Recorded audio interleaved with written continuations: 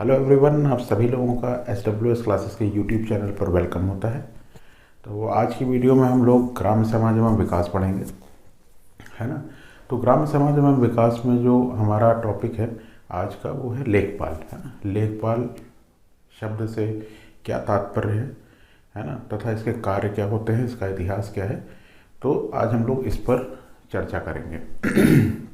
तो चलिए बिना टाइम वेस्ट किए हम लोग वीडियो को जो है वो आगे बढ़ाते हैं और देखते हैं कि इस शब्द का आखिर मतलब क्या है ना, और लेखपाल होता क्या है। तो चलिए शुरू करते हैं।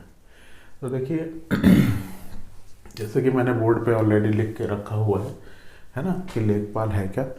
पर एक ये जान लीजिए कि ये टॉपिक हमें पढ़ना क्यों चाहिए, है ना।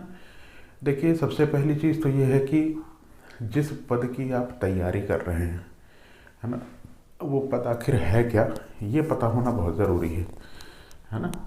पद क्या है, कौन से लोग इससे जुड़े होते हैं, है ना।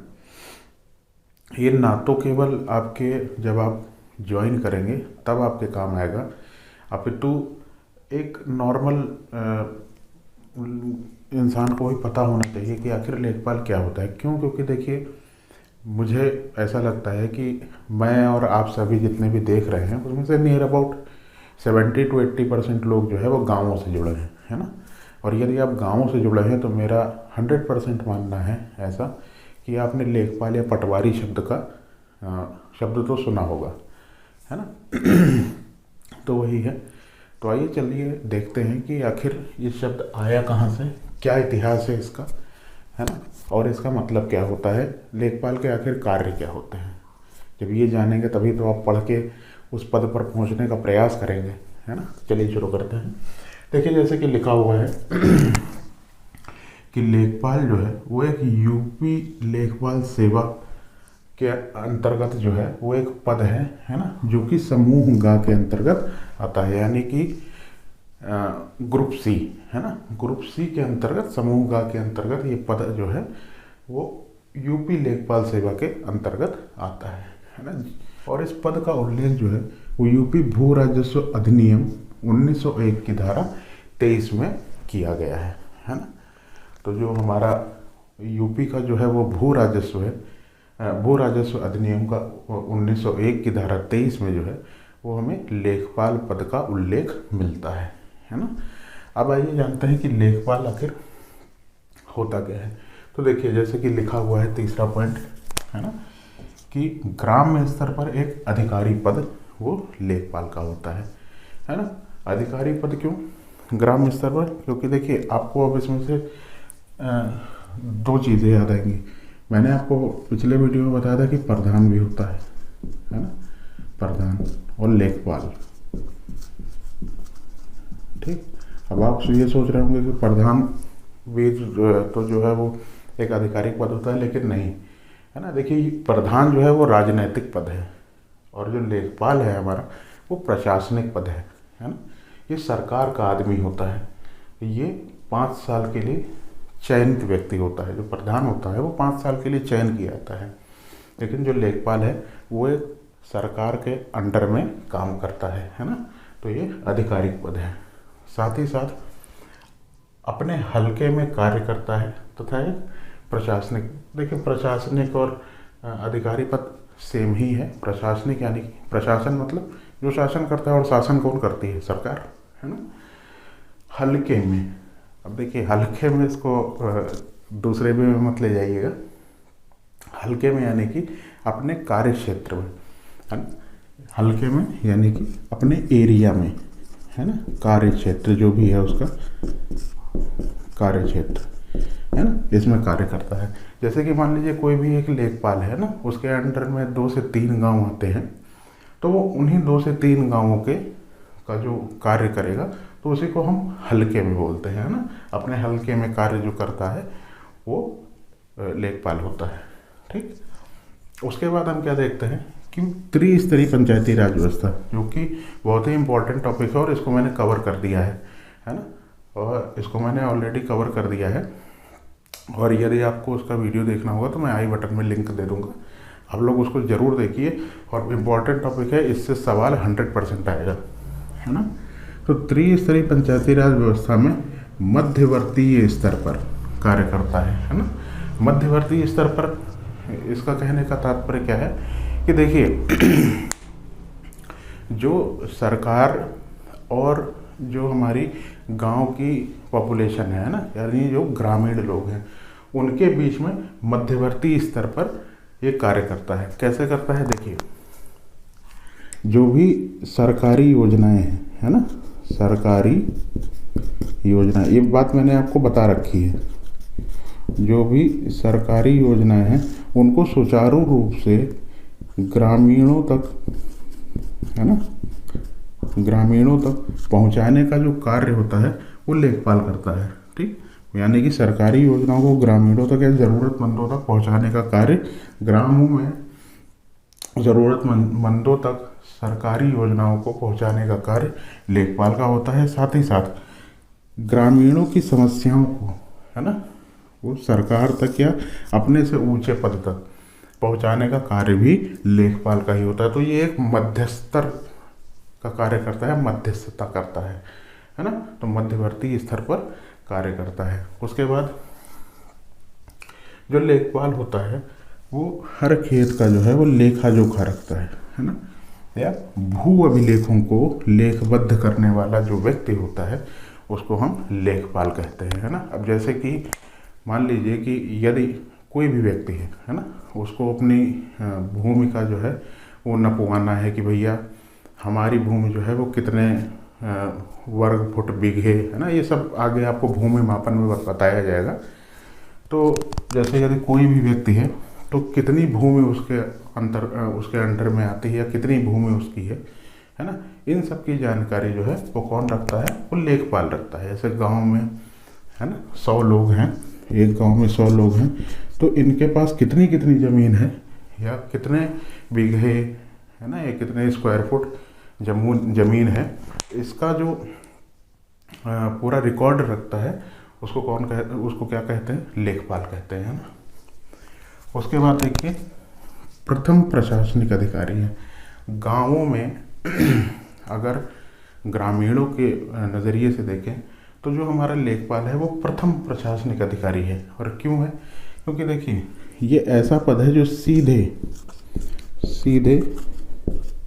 लोगों से जुड़ता है ना, सीधे लोगों से जुड़ता है।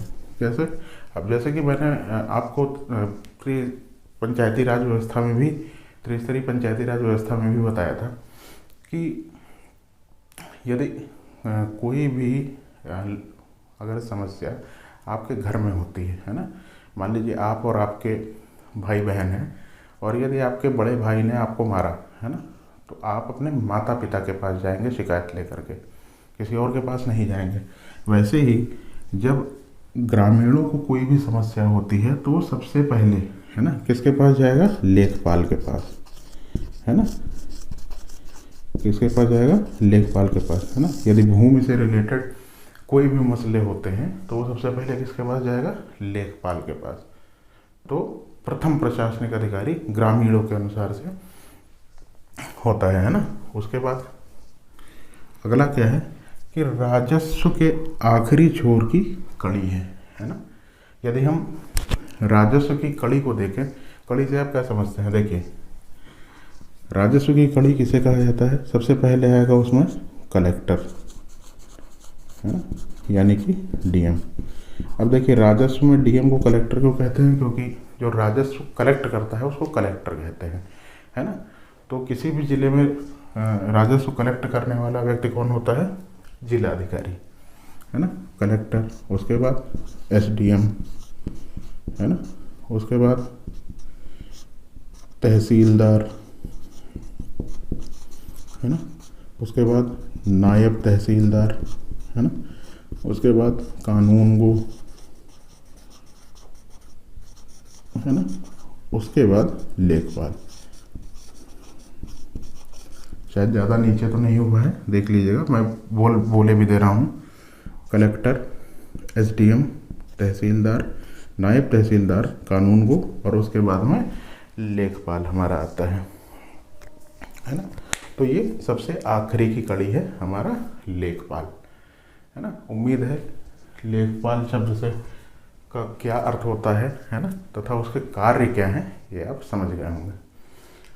अब थोड़ा सा जो है वो इसका इतिहास भी देख लेते हैं कि आखिर लेखपाल शब्द का इतिहास क्या है ना। तो देखिए, पहले जो है जो शब्द प्रचलित था वो था पटवारी, है ना। जो शब्द पहले प्रचलित था और आज भी कहीं कहीं आपको पटवारी ही सुनने को मिलेगा। फॉर्म में भी कहीं कहीं पटवारी या पटवार देखने को मिलता है। जैसे कि अगर राजस्थान का फॉर्म आता है ना, राजस्थान में यदि फॉर्म आता है तो आज भी उसमें पटवार देखने को मिलता है आपको, है ना। पटवार लिखा हुआ होता है नोटिफिकेशन में। तो जो पटवारी प्रणाली थी, ये पहले पद नहीं था, ये पहले प्रणाली थी, है ना। जिसकी शुरुआत किसने करी थी? शेरशाह सूरी ने, है ना। शेरशाह सूरी ने इसकी शुरुआत करी थी। तो शेरशाह सूरी ने पटवारी प्रणाली की शुरुआत की थी, है ना। और तथा एक इन्होंने ये डिपार्टमेंट कह लीजिए, है ना, जो भी कह लीजिए, इसका दीवाने वजारत, है ना, इसको इन्होंने बनाया। जिसका काम क्या था? जिसका काम यह था कि राजस्व कितना वसूला जाए, है ना, राजस्व कितना वसूला जाए और वसूली भी करना, है ना, वो इस डिपार्टमेंट का काम था। तो अब देखिए हुआ क्या, जैसे मान लीजिए किसी भी गांव में 50 व्यक्ति हैं, है ना, तो जाहिर सी बात है सबके पास अलग अलग ज़मीन होगी। भाई मेरे पास 5 बीघे है, अगले के पास 15 बीघे है ना। तो इसका मतलब ये तो नहीं है कि जितना राजस्व मैं दूंगा उतना राजस्व 15 वाला भी देगा। मेरे पास कम ज़मीन है तो मुझे कम राजस्व देना पड़ेगा। तो इस चीज़ का आकलन भी कहीं ना कहीं होना चाहिए कि मेरे पास 5 बीघे ज़मीन है तो इसका आकलन कौन करेगा, है ना। तो इसके लिए ये कहा गया कि भूमि मापन इसके लिए आवश्यक है ना। भूमि का मापन करना आवश्यक है, भाई तभी तो हम राजस्व वसूल सकते हैं। हमारे पास भूमि का मापन होना जरूरी है। तो ये जो है सारी बातें शेरशाह सूरी के शासनकाल में कही गई। उसके बाद किसका शासनकाल आया? अकबर का, है ना। अकबर के शासनकाल में पटवारी प्रणाली को और बढ़ावा दिया गया, है ना, और राजस्व को थोड़ा मजबूत भी किया गया इनके शासनकाल में। और इनके ही दरबार में एक टोडरमल जी थे, इनका बहुत फेमस नाम है और शायद आप लोगों ने इनका नाम सुना भी हो, है ना। टोडरमल को भू अभिलेख मंत्री बना दिया गया, है ना। टोडरमल को भू अभिलेख मंत्री बना दिया गया और इन्होंने ही पटवारी पद का सबसे पहले उल्लेख किया, है ना। अगर पटवारी पद कहें तो वो टोडरमल जी द्वारा दिया गया, है ना। और यदि हम देखें कि लेखपाल शब्द कहाँ से आया, है ना, स्टार्टिंग पटवारी प्रणाली से हुई, ठीक। पटवारी पद जो है वो अकबर के शासनकाल में टोडरमल जी के द्वारा दिया गया, है ना। और उसके बाद अगर हम देखें कि लेखपाल शब्द कहाँ से आया, तो देखिए हमारे पूर्व प्रधानमंत्री और यूपी के जो है वो सीएम भी रह चुके हैं, चौधरी चरण सिंह जी, है ना। इन्होंने इसका नाम परिवर्तित किया और इसका नाम जो है वो लेखपाल रख दिया। तो ये जो है वो लेखपाल का इतिहास था, है ना। उम्मीद है कि आप सभी लोगों को लेखपाल क्या होता है, साथ ही साथ उसके कार्य क्या होते हैं, है ना, और उसका इतिहास इतना क्लियर हुआ होगा। तो आज की वीडियो को हम लोग यहीं तक रखते हैं। उम्मीद है आपको समझ आया होगा और अगर आपको अच्छा लगा हो वीडियो तो वीडियो को लाइक और शेयर करें, चैनल को सब्सक्राइब करें। Thank you.